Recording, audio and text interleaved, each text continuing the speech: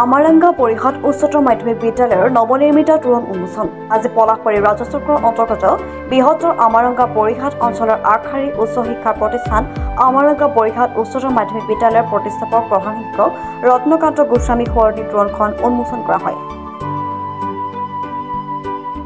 নিৰ্মলা গোস্বামী তথা পৰিয়ালৰ প্ৰচেষ্টা তথা জানেৰে নিৰ্মাণ হোৱা তোৰণখন উন্মোচন কৰে প্ৰয়াত ৰত্নকান্ত গোস্বামীৰ সহধৰ্মিনী নিৰ্মলা গোস্বামীয়ে। তোৰণখন আনুষ্ঠানিকভাৱে মুকলি কৰে।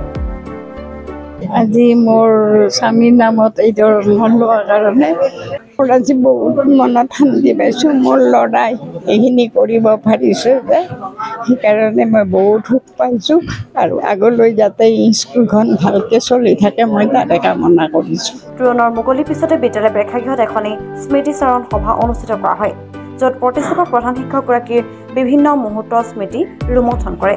লগতে দাতাৰ পৰিয়াললৈ ধন্যবাদ আৰু কৃতজ্ঞতা জ্ঞাপন কৰে বিদ্যালয় কৰ্তৃপক্ষ তথা বিদ্যালয় পৰিচালনা সমিতিয়ে।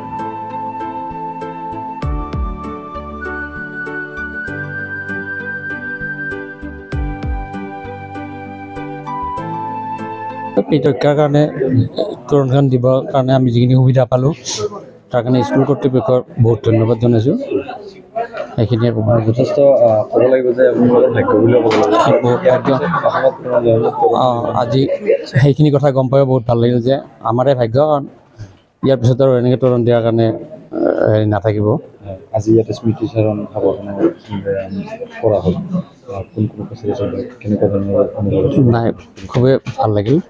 কি ক'ব দেউতাক লৈ কি ক'ব? দেউতাৰ স্মৃতি ৰক্ষাৰ কাৰণে তোৰণখন যে দিব পাৰিছোঁ সেইটোৱে আৰু আমাৰ সৌভাগ্য বুলি ভাবিছোঁ। দেউতাই স্কুলখনৰ কাৰণে বহুত কৰিছিলে, সেইকাৰণে আৰু সেইটোৱে আৰু। হয়তো অলপ ইম'চনেল হৈছোঁ, কিন্তু মানে এটা কথাই ভাল লাগে যে আজি পিতা আমাৰ মানে দেউতা নহয় পিতা বুলি কওঁ, পিতা বুলি কৈছিলোঁ, পিতা প্ৰতিষ্ঠাপক হেডমাষ্টাৰ আৰু পিতাৰ স্মৃতিৰ কাৰণে যিখন তোৰণ মোৰ দাদা বা আমাৰ পৰিয়ালবৰ্গৰ ফালৰ পৰা আগবঢ়াইছে সেইখিনিলৈ আমি সঁচাকৈ গৌৰৱান্বিত।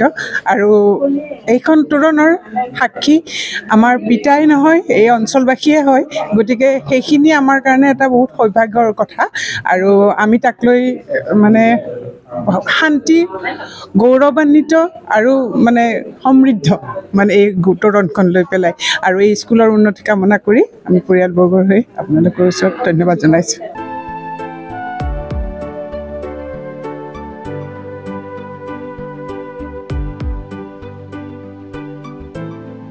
News desk Pratah time digital.